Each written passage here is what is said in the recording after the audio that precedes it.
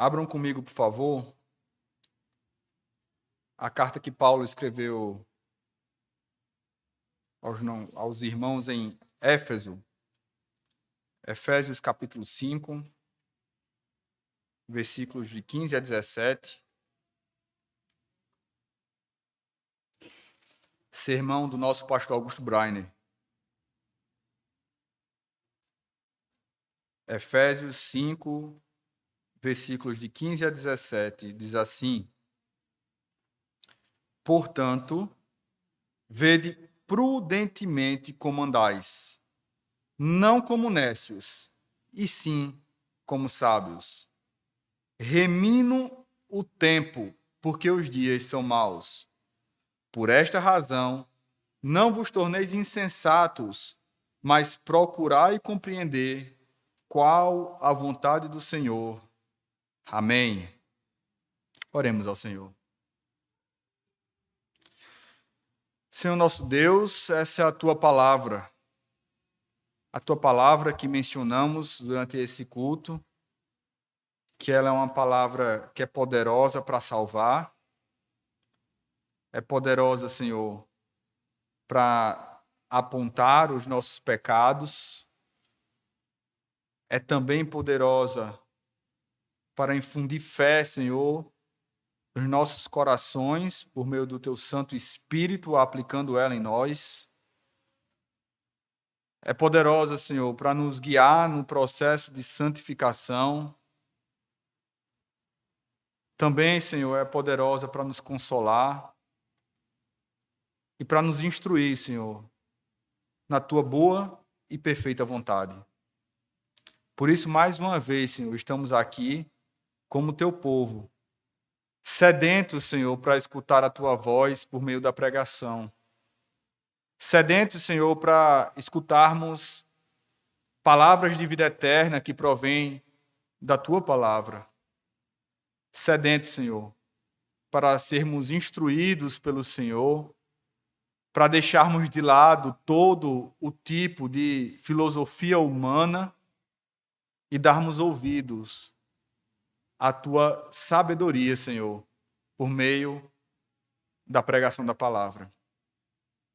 Ajuda a mim, Senhor, que serei interlocutor, que serei aquele que pregarei o sermão do nosso pastor Augusto Breiner, mas abençoa também, Senhor, os nossos irmãos que estão escutando, para que o coração deles, Senhor, seja um coração como terra fértil, já preparada pelo Senhor, adubada pelo Senhor, para que a tua palavra possa florescer nesse coração.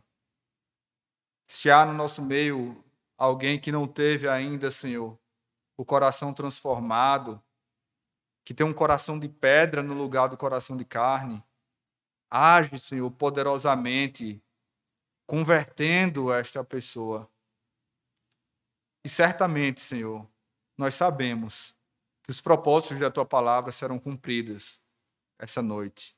Seja, Senhor, para a salvação, seja, Senhor, para a edificação do teu povo, ou seja, Senhor, para o juízo daqueles que te rejeitam.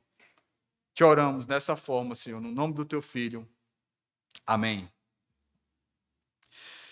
Se existe algo que praticamente todos nós reclamamos, é da nossa falta de tempo. Parece que com o passar dos anos, esse é um problema que ainda piora. Nós corremos o dia inteiro, mas chega no final do dia, a sensação é que nós fomos derrotados pelo tempo. Quantas coisas nós planejamos fazer e não executamos durante o nosso dia, não realizamos do nosso dia. Quantos problemas que precisavam ser resolvidos e não foram. E o tempo para a nossa família, e o momento com as crianças, e o momento com o marido. Como é que o dia passou tão rápido assim? Sempre fazemos essa pergunta. Uma sequência de dias que terminam com essa mesma sensação de improdutividade pode se tornar um grande problema na nossa vida. Se temos responsabilidades para serem cumpridas e não cumprimos numa sequência de dias, semanas e meses, o resultado disso será catastrófico. Mas o problema é que, cientes da seriedade do problema, não podemos achar que o tempo seja um recurso disponível em excesso no mundo como outros.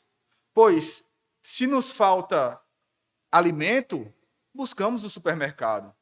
Se o nosso problema é escassez de dinheiro, podemos pedir um empréstimo no banco. Se a falta de tempo é a questão do nosso problema, como podemos resolver? Dado que o tempo é um recurso distribuído uniformemente por Deus, em sequências de 24 horas por dia, sendo vedada a possibilidade de adquiri-lo quando sentimos falta, então a palavra de Deus nos aponta o caminho para resolver esse problema. A expressão grega utilizada pelo apóstolo Paulo é traduzida como remir o tempo. Essa expressão precisa ser analisada a partir desse verbo remir, que tem um uso amplo em toda a Escritura e significa, ao mesmo tempo, resgate por pagamento de preço. A palavra remir tem a conotação de resgate por pagamento de preço. Algo comum naquela época na compra ou libertação de um escravo. Esse verbo foi também aplicado por Cristo quando diz, pois ele nos remiu, pagando preço pelos nossos pecados, que você pode ver isso em Gálatas capítulo 3, versículo 13, e também Gálatas capítulo 4, versículo 5. Já a palavra tempo, que está junto com nessa expressão, nesse caso, parece estar ligada ao sentido de oportunidade. Não seria simplesmente o tempo cronológico, mas as oportunidades de Deus, que Deus nos concede no presente tempo. Até mesmo algumas versões em inglês da Bíblia trazem justamente essa ideia de aproveitar bem as oportunidades que nos são dadas no tempo. Ou seja, aqueles que tiveram os seus pecados remidos na cruz do Calvário, por nosso Senhor Jesus Cristo, morto no devido tempo, designados pelo Pai neste tempo, não têm o direito de desperdiçar as oportunidades que são conferidas pelo soberano Senhor do tempo, que é Deus.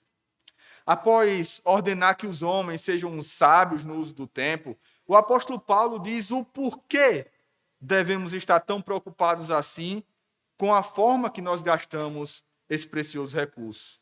O apóstolo Paulo diz, porque os dias são maus. Não vivemos em um mar de rosas. Os dias são maus e muito maus. Sendo assim, existem pessoas que dia e noite são imbuídas em fazer aquilo que é mal. Elas não descansam, não perdem o foco, não são negligentes em fazer o mal. Elas são focadas em fazer o mal, mas estão sempre concentradas nesse compromisso que firmaram com o maligno. Por isso mesmo, aqueles que foram resgatados pelo Senhor Jesus Cristo, eles têm, e pela essa grande obra salvífica de Cristo, eles não têm tempo a perder. Esse recurso precisa ser tratado como é, precioso e frágil. O tempo é algo tão importante que nada fazemos sem ele. Ao tempo que se torna tão delicado que, se não tivermos um grande cuidado, ele simplesmente desliza pelas nossas mãos, sem que obtenhamos nenhum valor dele. Por isso, concluímos que o tempo é o bem excessivamente precioso pelas seguintes razões. Em primeiro lugar, o tempo é precioso porque a eternidade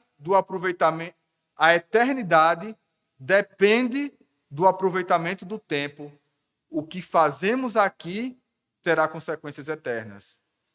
As coisas são preciosas na proporção da sua importância ou em razão do nível de relação com o nosso bem-estar. Isso faz com que o tempo seja um bem imensamente precioso, porque o interesse pelo nosso bem-estar depende do seu aproveitamento. Ele é precioso porque, se não aproveitarmos, nós corremos o risco de atrairmos pobreza e desgraça para a nossa vida. Sim, porque os homens negligentes com o seu tempo não são produtivos. E a improdutividade é sinônimo de pobreza e desgraça. É por isso que não podemos desperdiçar o tempo designado para o nosso estudo, para os trabalhos ordinários, para a nossa produção de riqueza. Além disso, como somos seres humanos com capacidade de avaliar não somente o que fazemos, mas como nós fazemos, nós devemos fazer todas as vezes esse planejamento antes de executarmos uma tarefa. É preciso gastar certo tempo com esta avaliação. Será que o modo como nós temos desempenhado as nossas atividades é a melhor forma possível? Será que não há algo que eu faço há anos que poderia ser feito de maneira mais sábia, mais produtiva? Infelizmente, temos uma forte tendência de gastarmos tempo com esse tipo de avaliação em relação à vida dos outros, mas não fazemos essa mesma avaliação na nossa vida. Entretanto, o Senhor nos ensina que a preocupação do homem deve estar voltada inicialmente à sua própria vida e aquilo que fazemos com ela, pois a eternidade depende disso.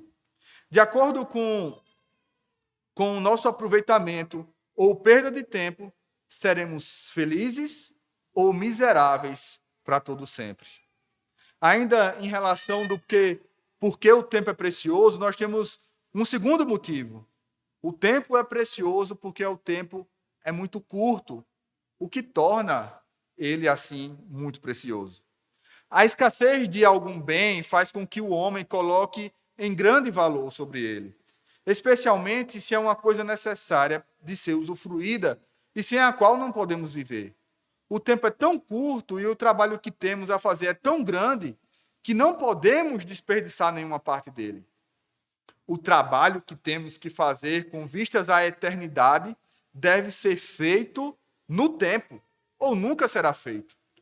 E esta é uma obra que envolve grande dificuldade e labor. Sim, usar o tempo bem não é fácil nem natural.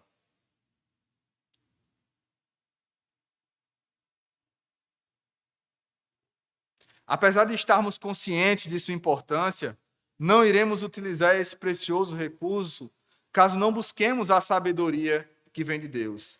É preciso nós elencarmos as nossas prioridades, se desvencilhar daquilo que não merece nossa atenção, para que então nos concentremos nas atividades que nos são verdadeiramente importantes. Aqueles que erram nessa relação de prioridades jamais serão sábios no uso do tempo e sempre se pegarão reclamando que não conseguem fazer nada. Em terceiro lugar, o motivo do tempo ser precioso é que o tempo deve ser encarado por nós como algo muito precioso porque sua continuidade é incerta. Nós sabemos que o tempo é muito curto, mas não sabemos quão curto ele é. Nós não sabemos o quão pouco nos resta, se um ano, ou muitos anos, ou apenas um mês, ou uma semana, ou um dia. Não há nenhuma experiência que possa ser mais verificada do que essa. Como os homens valorizariam o seu tempo se eles soubessem que tinham apenas uns poucos meses de vida, ou apenas alguns dias ou minutos. Certamente um homem sábio, diante disso, valorizaria o seu tempo ainda mais. Essa é a condição de milhares no mundo que agora gozam de saúde e não vê nenhum sinal do avanço da morte.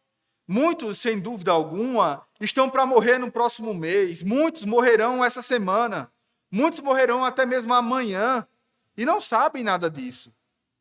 Quantos morreram fora dessa cidade num tempo ou no outro, quando nem eles nem seus vizinhos viam nenhum sinal de sua morte? uma semana antes. E provavelmente existem muitos que nos escutam que também não sabem o que o espera e que podem morrer dentro de um pouco tempo e não têm nenhuma percepção disso.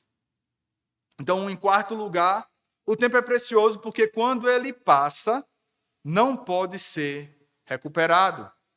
O que é bem aproveitado não é perdido, embora o tempo por si mesmo se vá. O seu benefício permanece conosco. Cada parte do nosso tempo é como se fosse sucessivamente oferecida a nós, a fim de que possamos escolher se faremos o uso ou não. Mas se recusamos, ele imediatamente é tomado e nunca mais é oferecido. A eternidade depende do aproveitamento do tempo.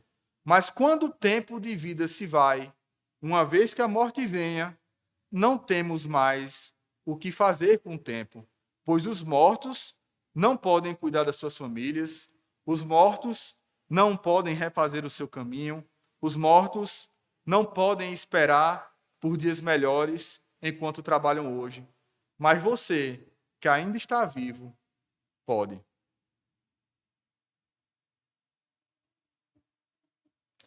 Por isso, não desperdice o tempo que se chama hoje. Não existe nada que você deva deixar para amanhã, quando a providência de Deus lhe foram concedidas as condições e os meios para fazer o que tem que ser feito agora. A procrastinação, que é pecado de desperdício de tempo, é algo terrível, pois não há chance de se recuperar o tempo perdido. É possível recuperar o dinheiro mal investido, é possível reformar um prédio em ruínas, é possível até mesmo restaurar relações quebradas, mas não é possível recuperar o tempo que se foi. Ou você o usa bem hoje, ou jamais o terá de volta. Diante disto, diante dessas verdades e desse tempo ser tão precioso, agora os convido a fazer um exercício de autoexame. Se você já usou metade do seu tempo de modo errado, você tem muito mais trabalho agora, com muito menos recurso. Já pensou quantas coisas boas você poderia estar usufruindo agora, caso não tivesse perdido aquele período da sua vida desperdiçado lá atrás? Já pensou como a sua vida poderia ser confortável, menos estressante, caso não tivesse tomado decisões tolas no passado? Pois bem, isso só não é pior do que continuar cometendo os mesmos erros no presente. Assim, eu lhe exorto a ser mais cuidadoso e mais sábio com o tempo de hoje, para não comprometer o restante dos dias que te restam. Essa exortação pode ser reforçada à medida que sabemos que muitos que estão aqui hoje podem muito bem concluir que metade do seu tempo já foi. O sol já passou o meridiano. Então, o que você ainda faz aí perdendo tempo? Caindo nos mesmos erros, desperdiçando as mesmas oportunidades. Não seja alguém que gasta esse bem precioso com tolices desse mundo. A vaidade dos homens, a soberba dessa vida, as concupiscências da carne vão te tentar a usar parte dos teus dias com aquilo que não tem proveito. Negue estas coisas e viva todo o tempo para aquilo que está servindo para a tua eternidade. É preciso ainda uma grave reprovação àqueles que desperdiçam o seu tempo.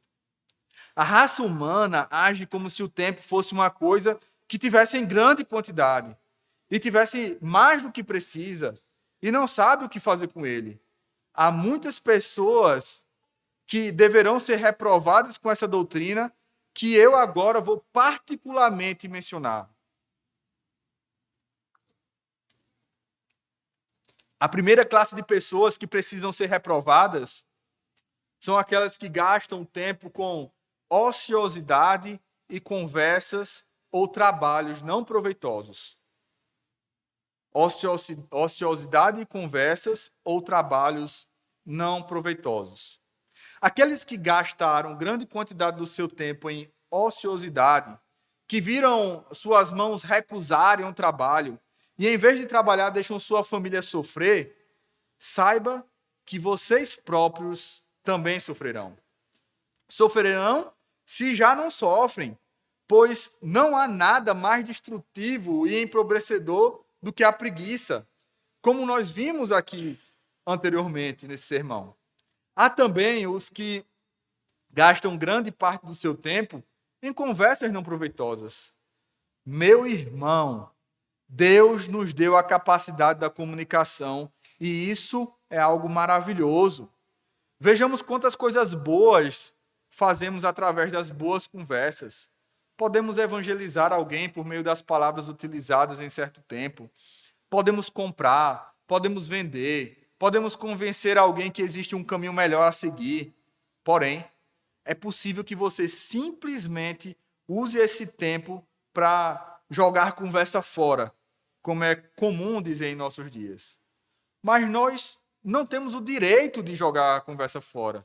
O tempo nos é tão precioso que mesmo ao falarmos de maneira informal e despretensiosa nas nossas relações de amizade, devemos ser zelosos naquilo que, no momento e o ponto que nós escolhemos para falar e para ser tratado naquele momento.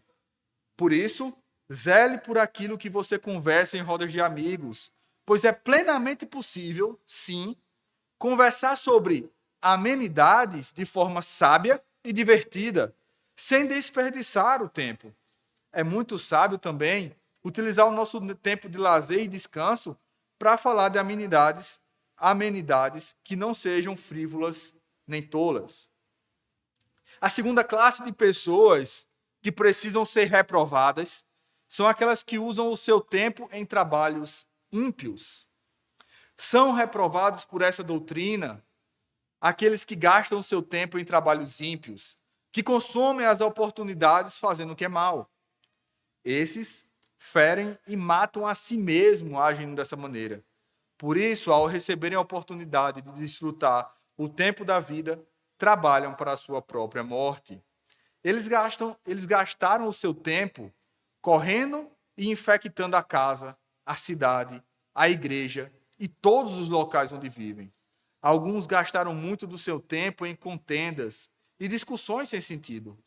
Isso não é apenas perda de tempo, é a pior forma de abusar do tempo. Mais terrível que meramente desperdiçar. Eles não apenas desperdiçam o seu tempo, mas consomem o tempo dos outros. Eles contraíram aqueles hábitos pecaminosos que tomaram o tempo deles para serem mortificados. Nosso papel é de nos afastarmos desse tipo de erro e de quem os comete. Aqueles que querem realmente aproveitar as boas oportunidades da vida precisam se desvencilhar dos consumidores do tempo. Do contrário, serão presas fáceis dessas pessoas perversas. Lembremos do que diz a palavra de Deus. Não vos prendais a um jugo desigual com os fiéis, porque sua sociedade tem... Porque que sociedade tem a justiça com a injustiça? E que comunhão tem a luz com as trevas? E que concórdia entre Cristo e Belial? Ou que parte tem o fiel com o infiel? Citação direta da segunda carta de Paulo aos Coríntios, capítulo 6, versículo 14 e 15. Que grande devorador é o pecado! Pois não bastasse todo o mal que faz a criação e a eternidade do homem, ainda se ocupa em tomar o nosso precioso tempo. A terceira classe de pessoas que precisam ser reprovadas são aqueles que usam o seu tempo apenas para o corpo e não para a alma. São reprovados por essa doutrina aqueles que gastam seu tempo em propósitos apenas mundanos, negligenciando as suas almas. O tempo foi dado para que para a vida na eternidade. Foi designado como um tempo de provação para a eternidade. Se os homens não aproveitam seu tempo para os propósitos da eternidade, eles o perdem. Dessa maneira, é preciso equilibrar a nossa preocupação com o corpo e com os bens materiais e tudo que não diz respeito ao reino dos céus, colocando este na frente daqueles. Caso não tenhamos esse equilíbrio adequado, certamente iremos usar aquilo que é o meio como se fosse um fim. É preciso saber que os bens dados por Deus e o corpo que habitamos são os meios e os recursos providenciados pelo Senhor para que nós possamos servi-lo melhor aqui na terra. Tais bens materiais e passageiros são, sobretudo, efêmeros. E se podem servir bem e podem nos servir bem quando os tomamos para fins eternos. Portanto, se você pretende cuidar do seu corpo, que seja para desgastá-lo em tudo aquilo que promove a expansão do reino de Deus. Se pretende adquirir muitos bens nesse mundo, que seja para utilizá-los na preservação da semente santa, tendo muitos filhos e na promoção da pregação da palavra e ofertando generosamente na casa de Deus e fazendo com que os seus recursos sirvam àqueles que nada têm. A quarta classe de pessoas que precisam ser reprovadas por essa doutrina é aqueles que têm a perda de tempo pode levar, é porque a perda de tempo dessas pessoas pode levar elas ao inferno. Considere bem esse ponto. Muitos daqueles que hoje gemem e sofrem no inferno, de certo modo, receberam essa punição porque desperdiçaram todas as oportunidades para obterem a vida eterna.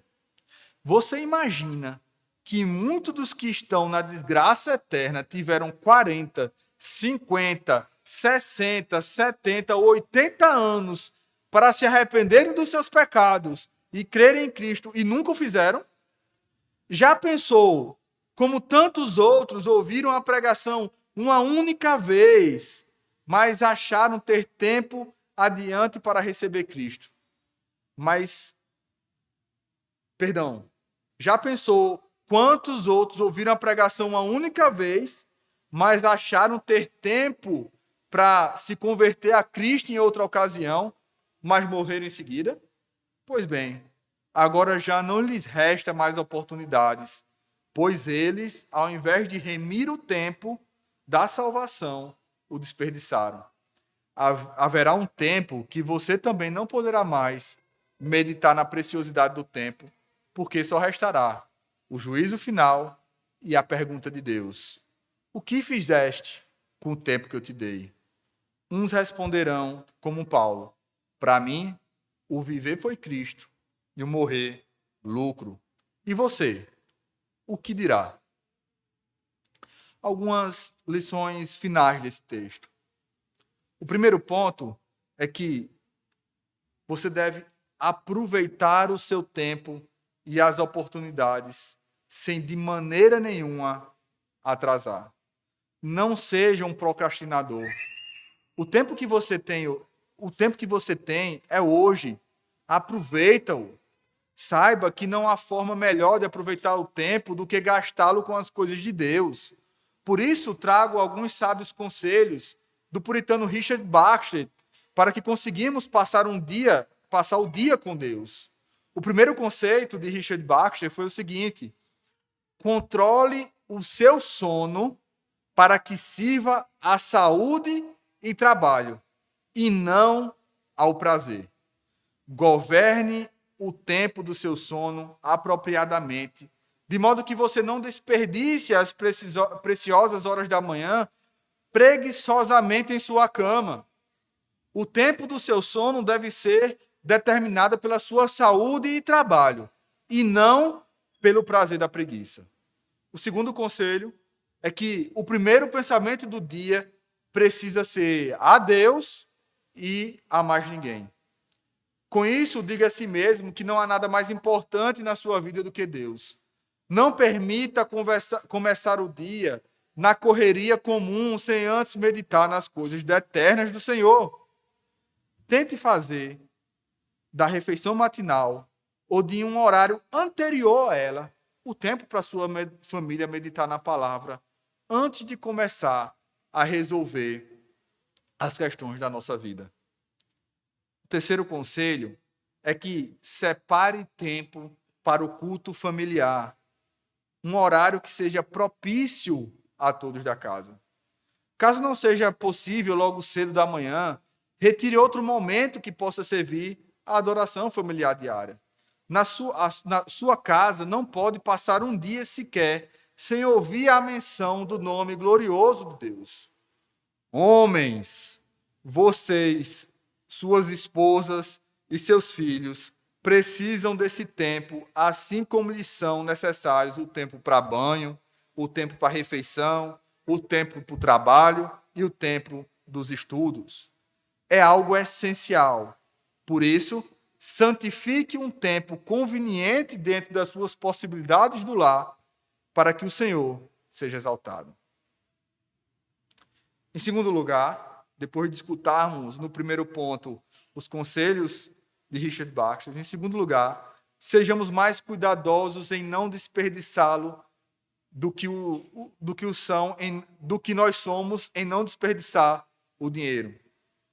Não permita que recreações inúteis, conversas vãs e companhias não proveitosas ou o sono roubem o precioso tempo de vocês.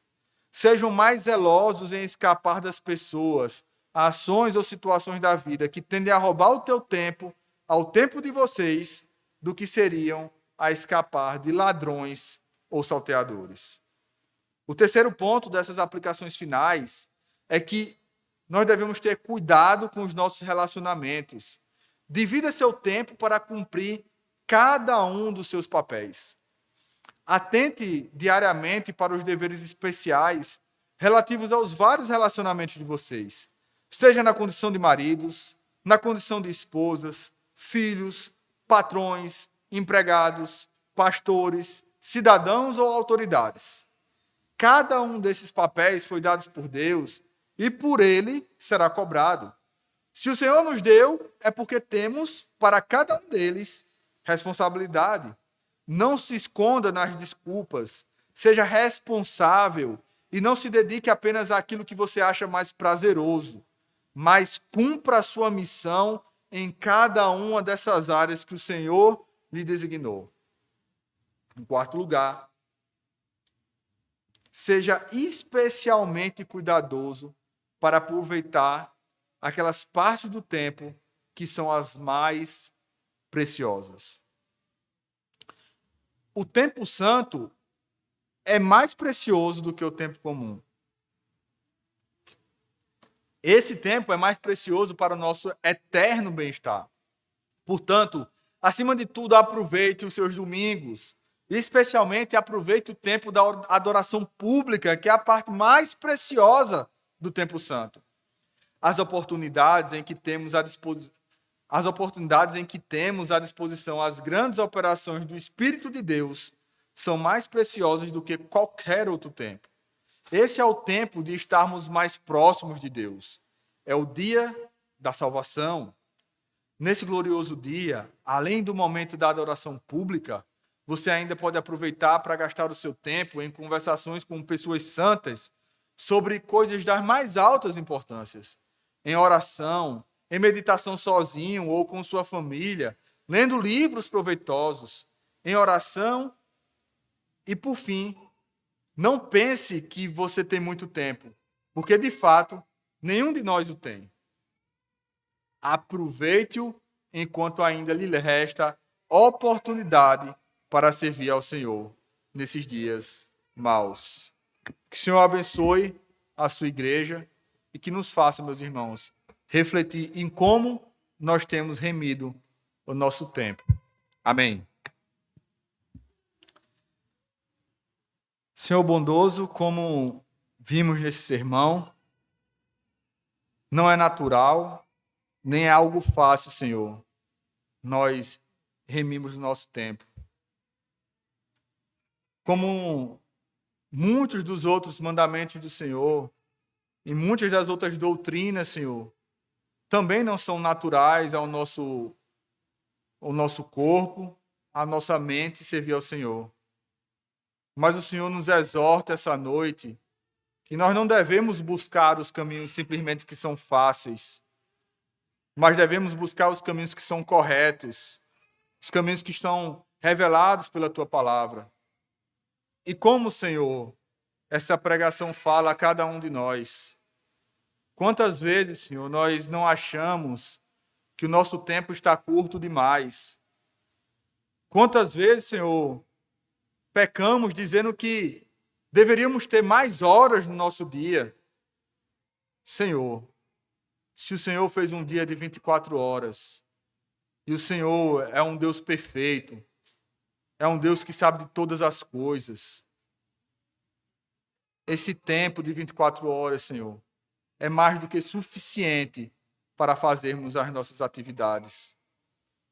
O problema, Senhor, não é que nós temos pouco tempo. O problema, Senhor, é como nós temos nos relacionado com esse tempo. O problema, Senhor, é como nós temos não aproveitado o tempo que o Senhor tem nos dado. O problema, Senhor, é a nossa preguiça. O problema, Senhor, é a nossa procrastinação. O problema, Senhor, é o nosso envolvimento com pessoas que nos fazem também, Senhor, andar por esse caminho errado.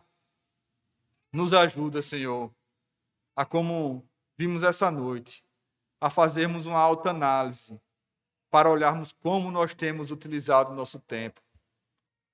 Se o que temos colocado como prioridade no nosso tempo são as coisas que são eternas e que contribuem para a nossa eternidade, ou se sempre colocamos as coisas baixas, as coisas mundanas e as coisas efêmeras, Senhor, em primeiro lugar do que as coisas eternas, do que as coisas do Teu reino. Nos faz, Senhor, a repriorizar o nosso tempo. Nos faz, Senhor, a reorganizar a nossa casa e a nossa família. Perdoa, Senhor, o nosso pecado e nos faz sermos mais produtivos, Senhor.